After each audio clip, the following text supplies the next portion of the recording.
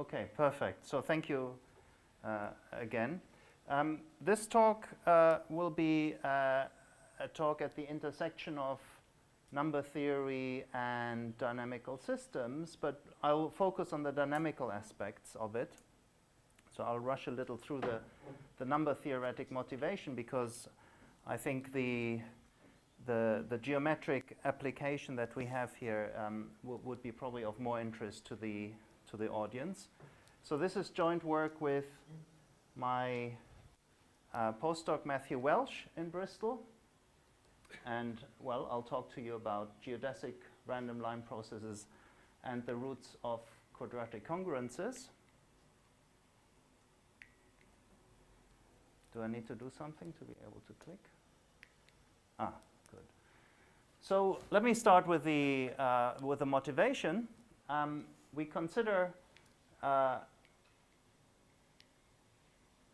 we consider this quadratic congruence. It's an old problem in number theory to understand how the roots of this congruence are distributed. So you take mu squared is congruent to d mod m, where d is a fixed integer. We assume it's square free, because otherwise all sorts of other complications come in. It's really a different problem then. And m runs through all integers as well. And so this now defines a sequence on the unit interval, or the torus, with 0, 1 identified. If we divide mu by m, because obviously these numbers are taken mod m, so they're between 0 and m minus 1. So divide by m, you normalize, you get a sequence. And the question now is, how random is this sequence? Okay, that's something we all love, also in dynamical systems, to understand that question. The first observation, a result due to Hooley, is that the sequence is uniformly distributed mod 1. That's the result down there. And since Hooley's work, there has been an enormous amount of interest in number theory in this question, with some very deep results. I just mentioned here Bukowski, Duke, Friedler, and Ivanic, who proved some very strong quantitative results using classical techniques from analytic number theory, using automorphic forms, and so on. Our approach will be different. It'll be geometric. And what we'll be able to address is also more fine-scale statistics. So not just the uniform distribution, which is like a global statistics, but actually gap distribution, pair correlation, and so on. So let me just remind you what that is. Two very popular measures on how to sort of detect the pseudo-random properties of a sequence are the gap distribution, which is defined up here. So essentially what we have here, Pn is a probability measure that puts mass 1 on every gap of the sequence. So we have endpoints, the first endpoints in the sequence. So remember, we have our roots, mu over m. We truncate it somewhere, we take the first n points, and now we say what's the distribution of gaps, right? So the gaps are denoted by Sj, and this is now the gap distribution. And notice that we blow it up by a factor of n, because the average gap will be of order 1 over n on the unit interval. So in order to get a macroscopic distribution, we need to unfold and multiply by n. So we expand the sequence by n. Another very popular statistics is the two-point correlation function, where rather than looking at the gaps between consecutive elements in your sequence, you look at all spacings in your sequence. So you now have n squared spacings. You remove the diagonals, which is sort of the trivial one here when m is equal to n, and you do the same thing as before. This sum over L is just taking care of the mod 1 condition, right? So this is no longer a probability density, because if you take f equal to 1, then you get infinity here. But you still have a density, and you can ask, well, does this converge? Now, if the sequence psi j would not be given by our roots or any other deterministic sequence, but by a sequence of IIDs on the unit circle that are uniformly distributed, then almost surely the gap distribution would converge to an exponential distribution, and the 2-point function would correspond to the uniform density, right? So there is a 1 here, 1 times ds. That's sort of the Lebesgue density. And these are exactly, the gap distribution here corresponds exactly to the exponential waiting time of a Poisson point process, and this here corresponds exactly to the pair correlation function of a Poisson point process. So in this case, you would say the gap and 2-point statistics have a limiting distribution that's Poissonian, because the limit process, and actually, there's of course something deeper underlying. If you can sort of prove this for all sort of correlation functions, you can actually show that the sequence behaves in a limit as if it were a Poisson point process. But there are other interesting limit distributions. So the Poisson is not the only answer. It sort of reflects maximum independence if you get a Poisson limit. But there are other interesting distributions, for instance, those coming from random matrix theory. So if you take a matrix in the unitary group of n by n matrices, and you look at its eigenvalues, because it's unitary, that will be of the form e to the 2 pi I theta j, and you take those as your random elements, and you look at the gap distribution and the 2-point function for those, then you can show that almost surely in the limit you get very non-trivial distributions. So the famous Gordon distribution that looks approximately like this, or the 2-point limiting density, which is this famous sine kernel here. And this is an interesting observation because we see that random matrix distributions don't only appear for random matrices, but they also appear in the case of the zeros of the Riemann zeta function. So you all know, I think, the Riemann hypothesis says that the non-trivial zeros are on the vertical axis. If you look at the gap distribution of those suitably renormalized, you see exactly the same statistics. And there is a famous numerical experiment that Odlyzko did already in the 1987, showing that. That's completely open problem. There's been some beautiful work.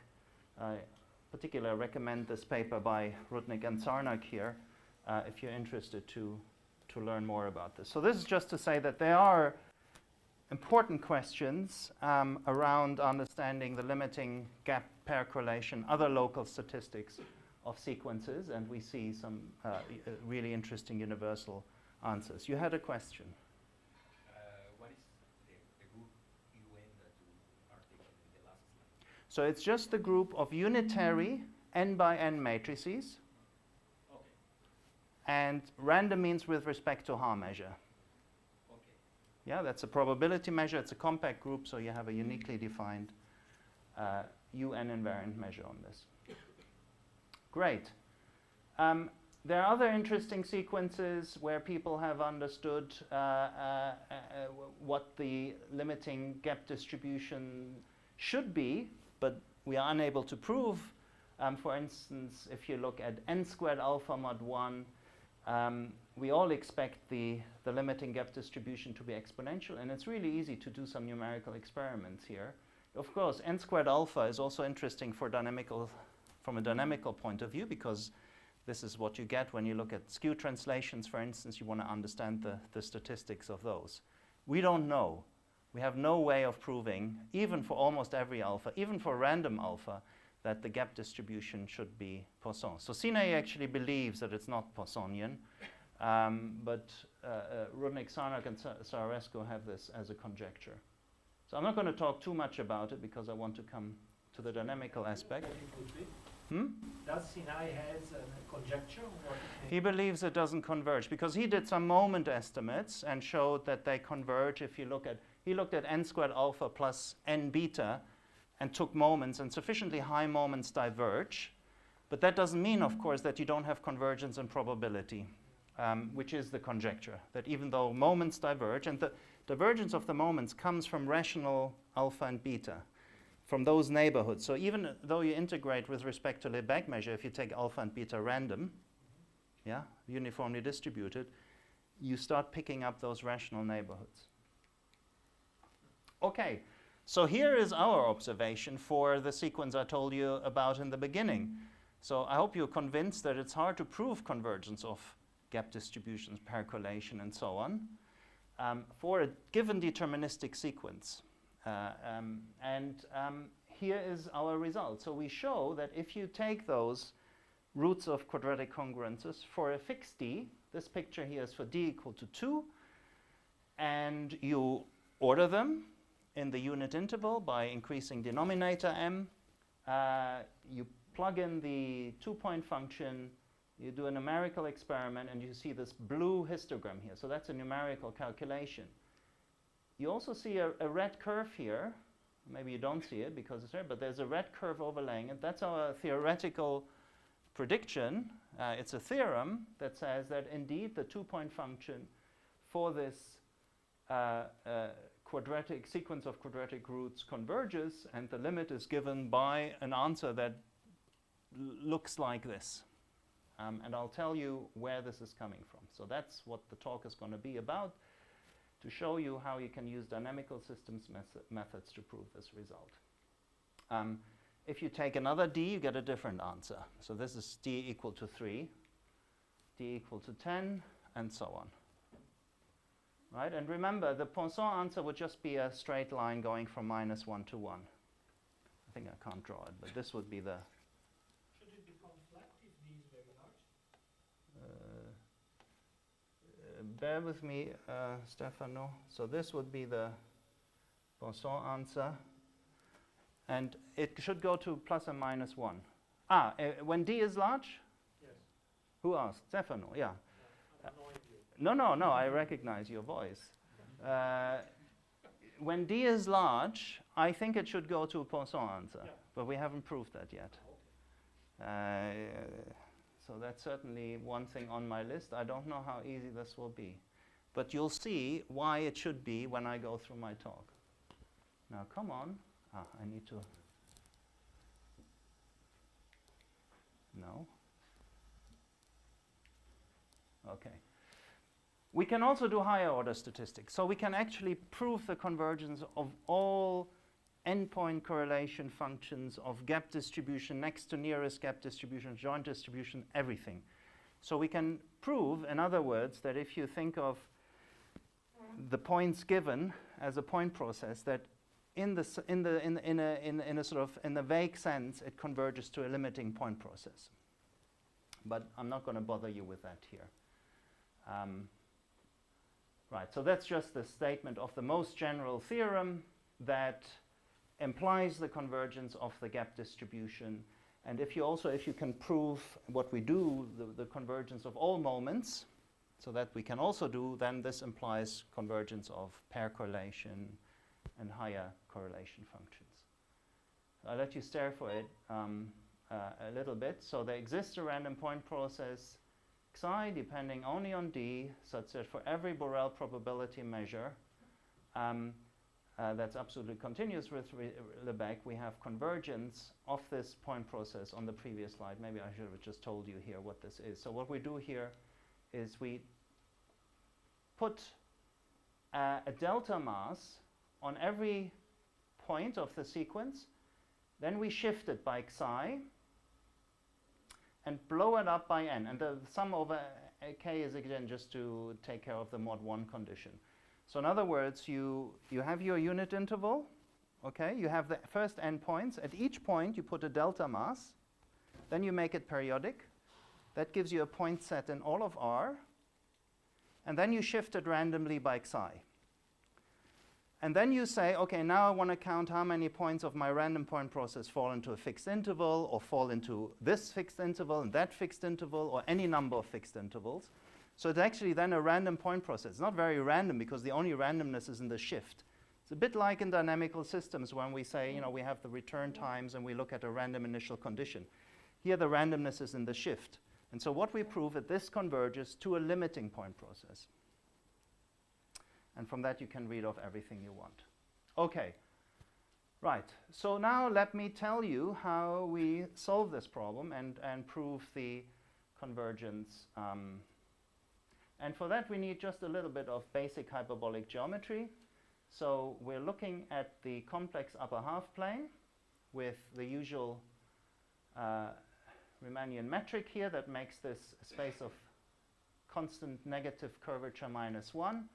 The boundary is dH, including infinity. Group SL2RX by Möbius transformation, fractional linear transformations. Geodesics, as probably most of you know, are either lines perpendicular to the boundary or half circles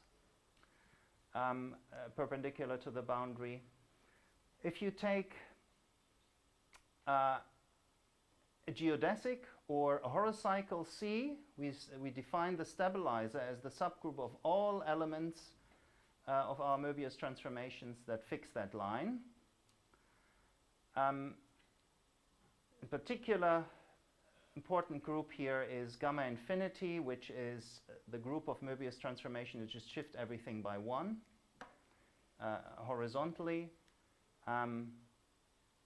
H, well, now it's getting confused. H modulo SL2Z is the modular surface.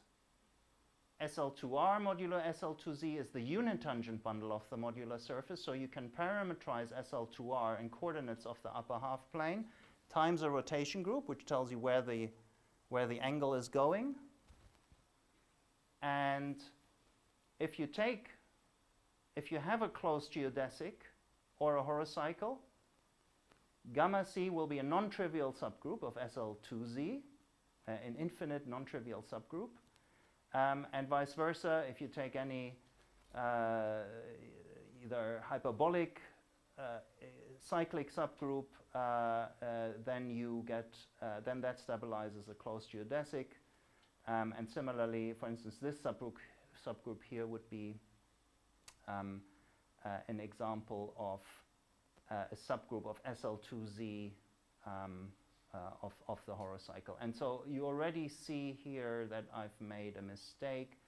I should have put here, if we take gamma C intersect with SL2Z, that should be a subgroup of SL2Z, because I've defined the stabilizer as a subgroup of SL2R. Maybe I'll just write this here. So this should be intersect with SL2Z and sort of non-trivial.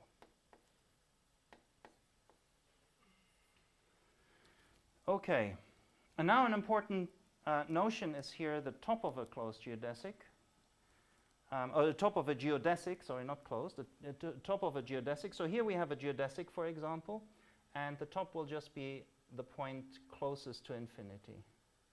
This would be a top, this would be a top, and so on.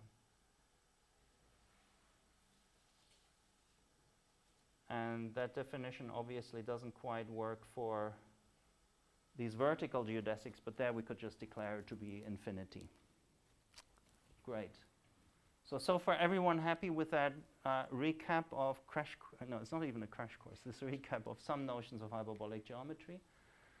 Okay, and now here is the first key point, is that we can express the solutions, so the roots of our quadratic congruences, as tops of geodesics. Okay, that's what this theorem says. We have a one-to-one correspondence of tops and geodesics. And what are these geodesics? So the theorem says there is a finite list of geodesics, C1 up to CH. Think of just one geodesic for the moment. This H is related to the narrow class group of the number fields, the quadratic number field generated by square root D. But let's forget about this. So there is a list of finite geodesics, so that every root for any given m and mu, that is a root, there is a unique double coset such that the top of the geodesic, so you start with CL, then you look at all the images under gamma chosen from this coset. So just think of gamma running through SL2Z. That produces the full list of quadratic roots as the tops. And the real part is given by mu over m. That's the sequence we're interested in. And the imaginary part is given by this. Okay, so we have that info, that data here contained in here. Now, the reason why we don't run through all gamma and SL to Z is because we want a one-to-one correspondence, so we need to mod out by the respective stabilizers. So this one here is the stabilizer of the geodesic. So you see, if you would replace your gamma by gamma times an element from the stabilizer, you won't get a new point because it will just fix CL.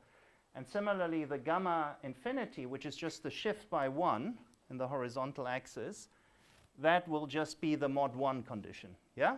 So that'll just be the +1.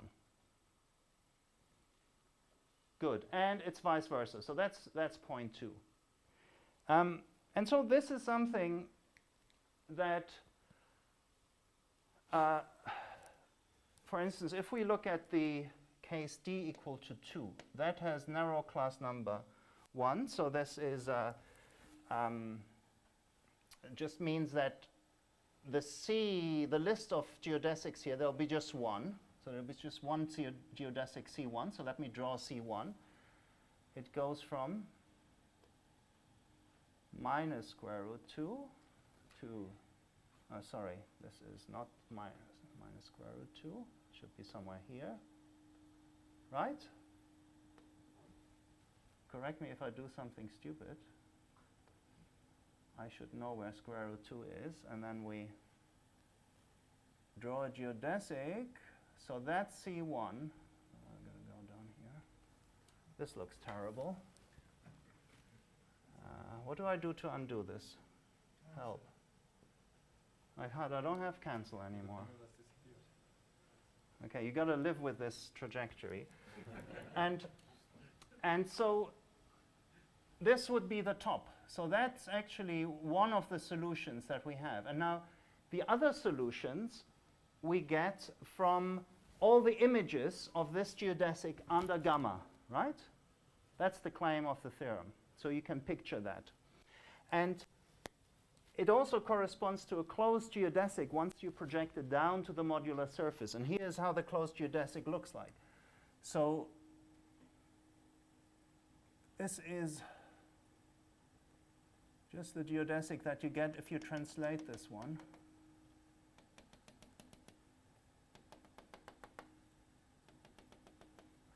And so basically, let me do it on the screen here. So you start here, you move over there, then you are periodic. So you come back here, you move down, there's an inflection point, there's a symmetry 1/2 turn, so you shoot back up. You're periodic, so you come back up here, you go down, and so on. Yeah, you come down here and you shoot back up. So this is the motion of the geodesic. Well, you see what I mean, yeah? Everyone happy? So that's a closed geodesic in the modular surface. And that's what gives us the connection of the number theoretic problem and our geometric setting. And of course, the relationship between indefinite quadratic forms and closed geodesics in the modular surface has been well known since the times of Gauss. Since Gauss, I think he was the first to discover that. And it just simply comes from the fact that if you want to understand the endpoints of your closed geodesic, they satisfy a quadratic equation. And so it's one step further to go from here to the solutions of the roots of quadratic congruences. And I'm happy for you to explain that in a little more detail after the talk. You just need to take it as a fact now. So what I'm saying is this is not sort of black magic or anything that has happened. It's a beautiful fact that was known for a long time, but I think the connection with this particular problem of roots of quadratic congruences hasn't been explored. Great. Okay, so now I want to tell you about how ergodic theory enters the picture and how it allows us to prove all those theorems that we have about the statistical distribution. And in order to do that, we actually don't need the number theoretic setting. So instead of looking at gamma as the modular group, we can now take gamma to be any Fuchsian group. We would like to have it a cusp at infinity. And we assume that the cusp has width 1, so it's a picture like that. That's still the picture of the modular surface, but we just assume that. We take a collection of geodesics in H, so that each of them projects onto a closed geodesic on the corresponding hyperbolic surface. And we now are interested in the distribution of the geodesics in the upper half plane. So it is important that they're closed geodesics, because if we wouldn't take a closed geodesic and we would look at the images under the discrete subgroup, we just get something that's dense typically. And that's not good. So we want a nice sort of discrete set of geodesics. Like this one here. So here you see a geodesic, that's the one we start off with, and then you see all the images under the modular group. And what we're interested in now is to understand the tops of those geodesics. This point, this point, this point, this point, this point, and so on. It's hard to draw points at the right point. Anyway, you see what I mean. And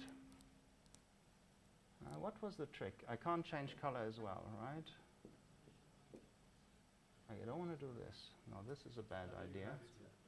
Oh, this is a good idea. Now? What can I do now? Down right. What, here?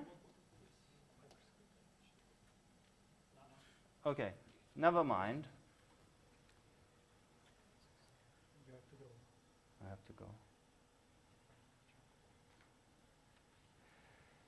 go. And what we're interested in now, remember, our roots were the real parts of the tops of those collection of geodesics. So we're interested now, in this more general setting, in the problem of the distribution of the real parts of the tops of the geodesics, whose imaginary part is larger than some constant. That's our truncation, right? So we remember the way we ordered our roots was by m, right? And the imaginary part of our geometric setting was 1 over m, basically. I mean, square root d over 1 over m. So as we want to truncate m, we got to make sure that 1 over m is larger than something.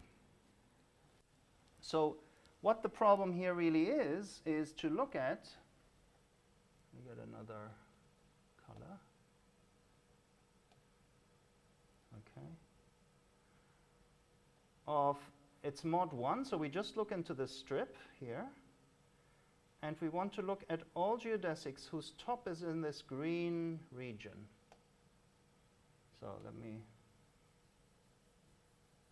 paint that here. So this is, we look at all these tops and say this is height y.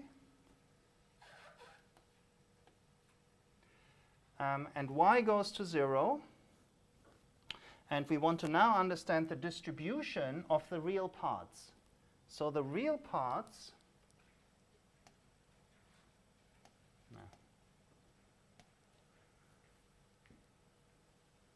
are here. So if you like, they, you can project them down on this line. It doesn't work. So I take all real parts that come, and this is exactly the sequence of roots that we would get. And so in order to understand the fine-scale statistics of our roots, the problem now is more general, and it's about the fine-scale statistics of the real parts of the tops of all of those geodesics. There'll be finitely many for every finite y. As y goes down, we get more and more points, and we ask, is there a limit distribution? Good. Come on. Good.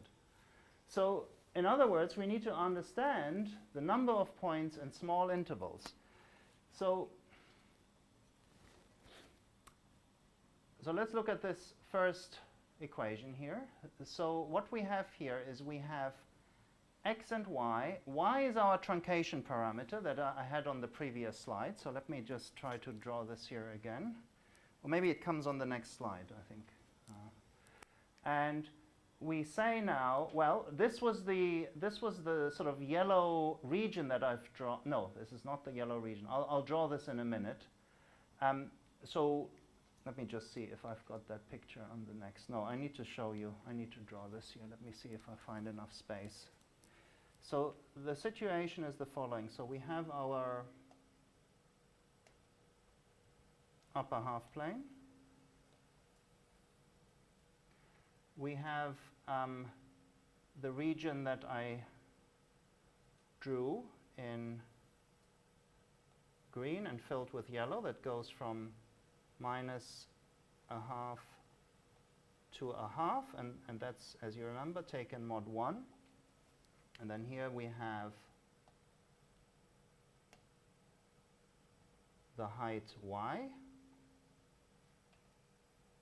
And now, in order to do fine-scale statistics, remember, we want to understand the distribution of the points in small intervals, right?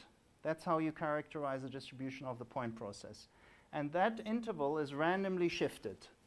And so if you want to know how many points fall into an interval down here, so there'll be roughly y tops, 1 over y tops in here, so we want that to be of size y.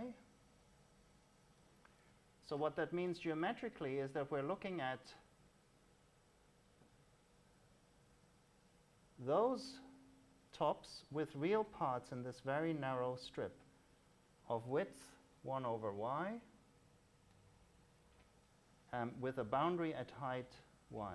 Yeah? So it'll be all the points that fall into this region. So this, what we've got here, this is bi for some interval. And so now we can try to understand the number of points of the tops. So these are our tops. We sum over all gamma in gamma, but modulo this coset. Otherwise, we'll overcount. In fact, we'll get infinity. So we need to count in this coset of all points that fall into this interval located at x. So here I should say this one here. This is the center point is at x.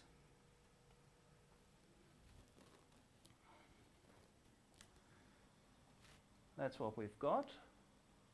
Shifted by y and scaled by, shifted by x, the interval bi, which lifts to this green strip scaled down by y.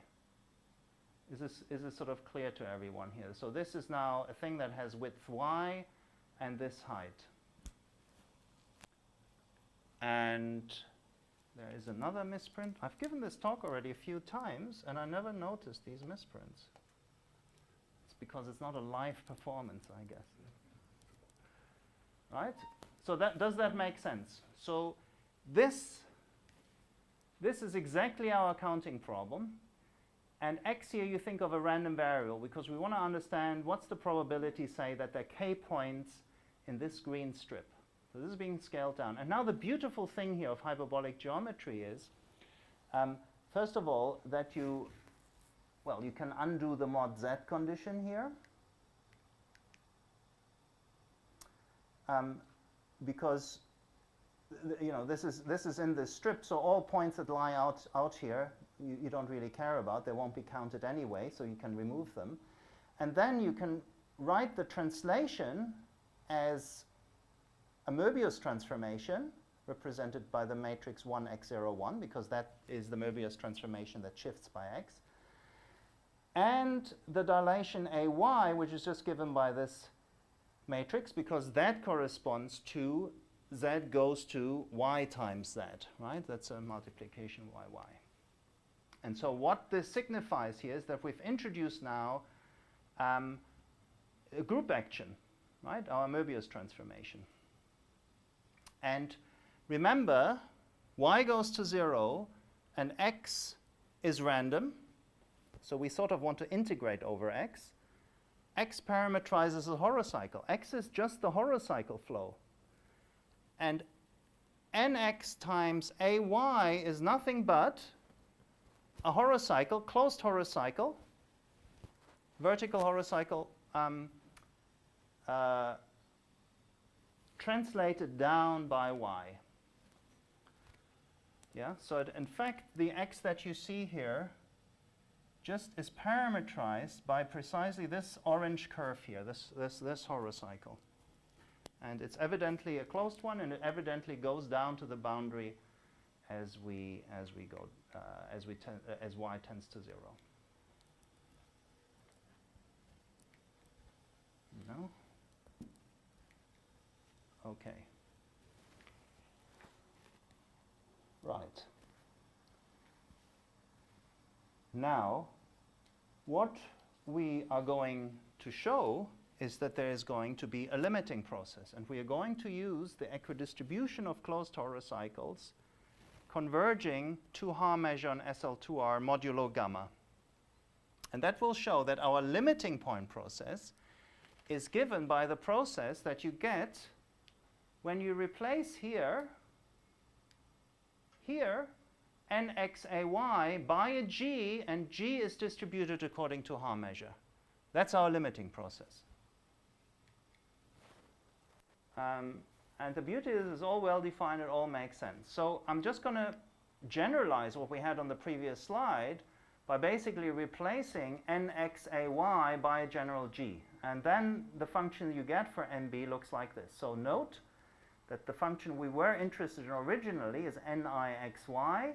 I can now express this as this nb nxay counting. So for the special choice of g here as nxay, we get our original counting problem. We also note that it's a gamma invariant function. So if I replace g by gamma g, it's the same function, right? You just need to stare at it here. Because if you replace g by gamma g, you take the inverse here, you count all gammas in g mod gamma, so you can just make a substitution, and you see that it's invariant. Okay, and now we can define what we call a geodesic random line process. Every geodesic is uniquely defined by its top. So in order to quantify the geodesic, we just specify the top. And so what this thing here is basically really a random point process in the upper half plane, but we like to think of it as a random line process because that's actually the natural invariant object, right? So what we have here is we have a delta mass at every top of the collection of geodesics that we consider, and we take psi to be random, and y is fixed. So psi depends on a probability measure lambda on the real line or on the torus. That's one geodesic line process, and the other one, which will be the limiting process, is given by this object here, okay? So where we've just replaced now n psi ay by a g that's randomly distributed with respect to the Haar probability measure on SL2R mod gamma. So it doesn't, for a probabilist, they'd say, well, this is not really a random line process. They love random, Poisson random line processes where lines are there. But this is a perfectly fine random line processes. There's a probability measure, and it tells you with what probability you see a certain configuration of lines, infinite collection of lines. Yeah, is everyone still with me? Yeah, so you just have all these lines, and every realization has a certain probability. The intensity measure of this line process, for instance, you can work out by just, of this limiting process, by just integrating the counting function with respect to the relevant probability measure. And you see here, it's just given by the volume measure on H. Okay, great. So this is really the key theorem of our paper, which shows that the fine scale statistics of the tops of these geodesics converge in distribution to the statistics of this limiting random line process. Okay, so what this just says is if you take the number of, you ask for the probability that the number of points in a randomly shifted interval AI is equal to ki for all I that you fix, you take your favorite intervals, and this converges in the sense of distribution to that. And that sort of implies the convergence of the of all, you know, this is basically saying we have convergence in the sense of point processes. Excellent. And as I said earlier, the real basic ingredient in proving this convergence of those probabilities is just the equidistribution of closed horocycles, which is something has been used a lot in many applications, and here is just another application of this powerful observation due to Dani and Smiley and others. Okay, now what I wanted to say is that the real philosophy behind this builds on techniques that were developed when you just look at when you start with a point z and you look at all points of the orbit gamma z, so you get sort of points in the hyperbolic plane, and there you can also ask what is the distribution of real parts of these points. Oh, should stop? Yeah. And so there we've, in particular in my paper with Ilya Vinogradov, we used a very similar technique. I think the neat thing here is that we've now generalized this to this particular application and to lines. And just one thing I wanted to flag, if you take the top of a geodesic and you look at the image of the top point, it's not the same as the image of the top, no, as the top of the image of the geodesic, yeah? So in general, of course, in general, you take z gamma c, this is not equal to gamma cz. So this makes this a little bit more interesting. Okay, we can prove the moments, and just maybe this is a good thing to finish off with. There is another nice interpretation that actually those points that you see, you can identify as the return times of the horocycle flow to a section. And that also we explain in the paper. So you take your geodesic CL and you lift it to the unit tangent bundle. So here it is. So think of this as a picture in the three-dimensional unit tangent bundle. So that's the lift of our geodesic C1, let's say. This is the geodesic that we look at. And now it's in the unit tangent bundle. So there is also a vector here. That's the third dimension. Hard to draw. And now what this section looks like is you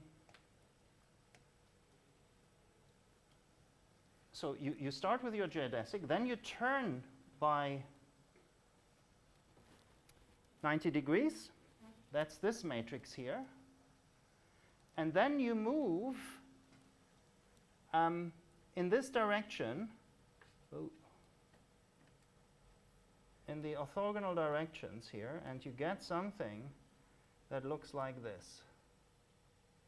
So you move your geodesic, and as you see here, so this is now by the geodesic flow. So you take your favorite closed geodesic in the unit tangent bundle, you turn by 90 degrees, and then you flow with a geodesic flow. You actually flow infinitely far, and I've just done the wrong picture here. It should actually get contract. So this happens to be the contracting direction. So this thing becomes small. But I'm just stopping here. So I've just showed you sort of v going from 1 to 2, let's say. And yeah, and it should really look like this. So it should become something that's becoming very small. And that's our section.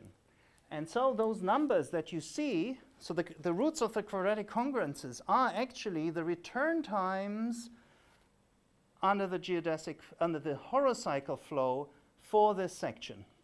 Yeah, so there are just geodesics here, but now we have the horocycle flow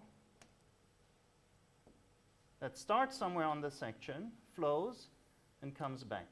And these return times are exactly the psi j of these quadratic congruences, all of the tops of the geodesic that you can see. And I'm just mentioning this work of Athria and Chung, who looked at a different section of the horocycle flow in the connections of the fairy points.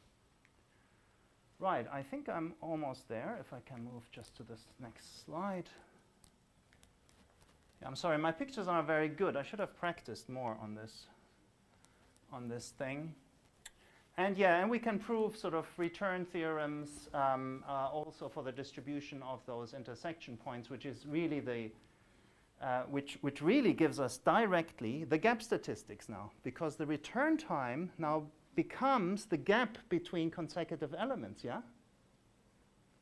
And so we get a direct approach here by using the standard surface of section techniques, using ergodicity of the horocycle flow, or in this case, equidistribution of horocycle flows, reducing it to equidistribution of the hitting, the points where you hit the section.